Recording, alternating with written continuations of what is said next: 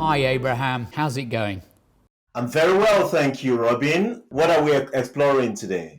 This time we're looking at financial planning. For me, financial planning is one of the most misunderstood of all the professions. If you ask people in the street, they would struggle to explain it. I've been speaking to Helena Wardle, who, as you know, is a planner herself and a staunch believer in the value that good financial planning provides. She's also an author and entrepreneur. I started by asking her, in her view, what financial planning really means.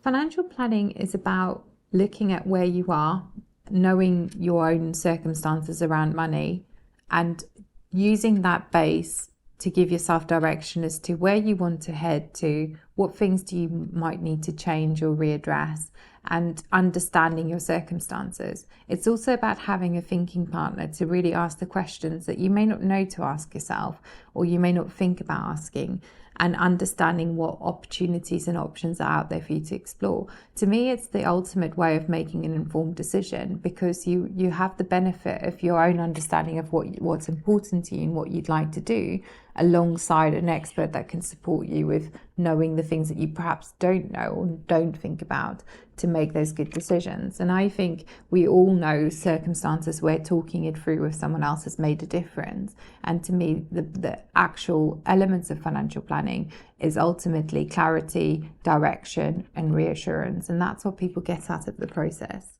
So there you have it, 3 key benefits of good financial planning: clarity, direction, and reassurance. And notice how Helena's definition didn't even include investing or the financial markets. Fundamentally, for her, financial planning is about identifying what you want from life and going out and achieving it. I think the world of money has got a really skewed message in general, because most of us just want to know we're okay and want to know we'll have a good life. The fact that 8% of the world, 8 people in the world is richer than 50% of the world is sad to me, because it shows that there's a massive disparity of what's important to people.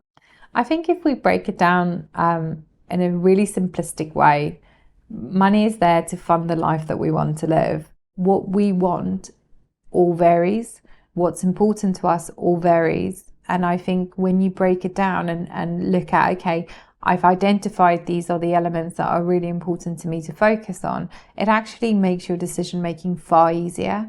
It means that you've got more clarity about what you want to compromise on. It means that you're clearer on deciding different directions that you might need to choose from. And I think all of those things help people make better decisions and feel so much more content in their lives.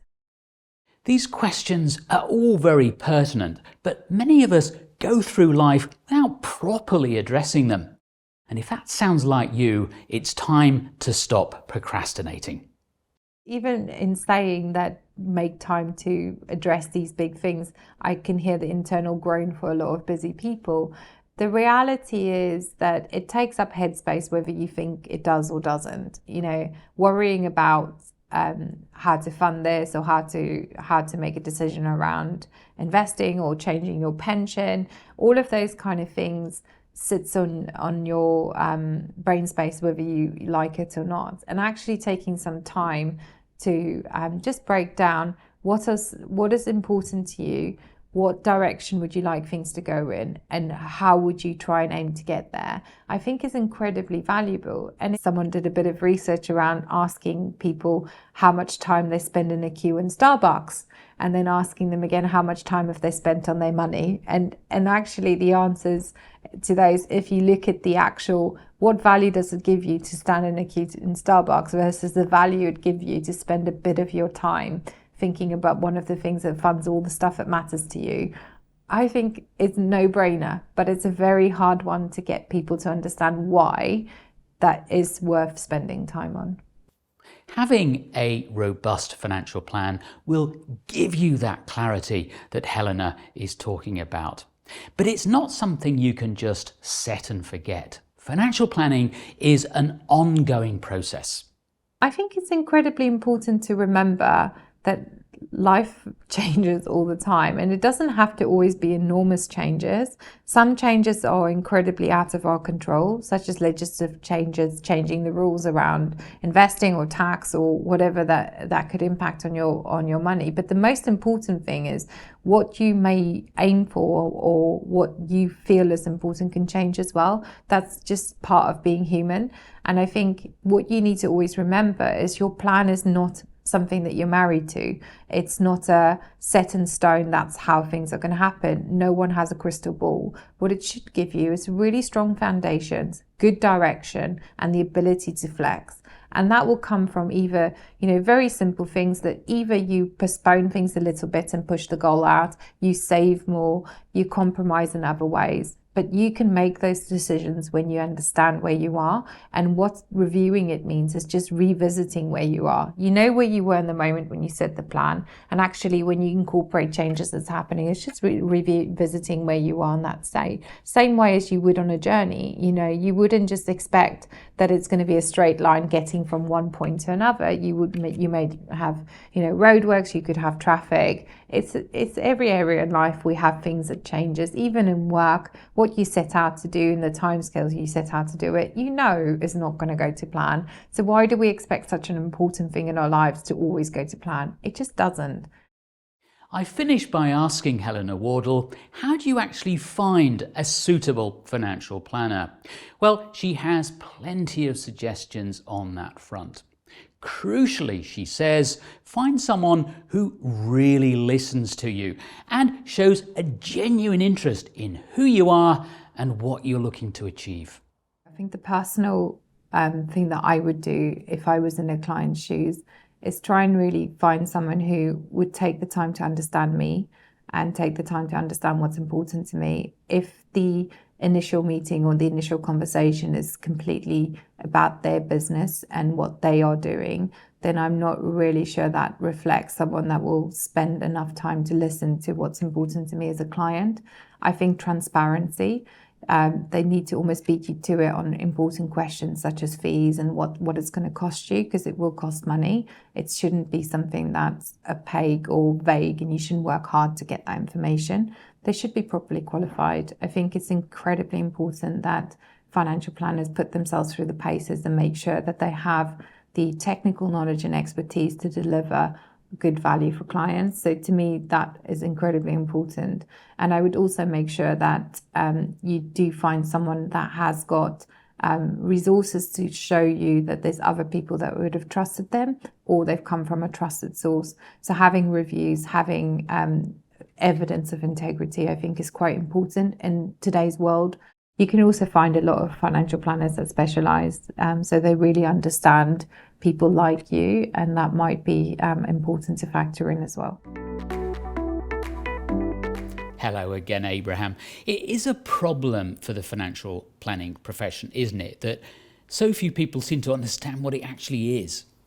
Yes, and I think that part of that is just the history of what we know today as, the financial planning profession. It has its roots in the insurance industry and then the investment industry. So, there are people who think that the job of the financial advisor is simply to find them the greatest investment in the world.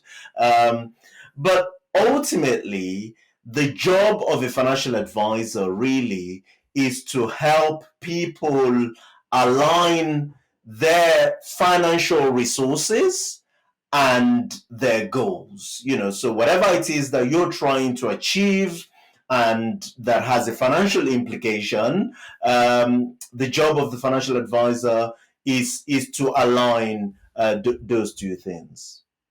A question I'm often asked is, can you manage without a financial planner? Now, I do think for some people it might well be possible, but everyone can benefit from good financial planning. What's your view?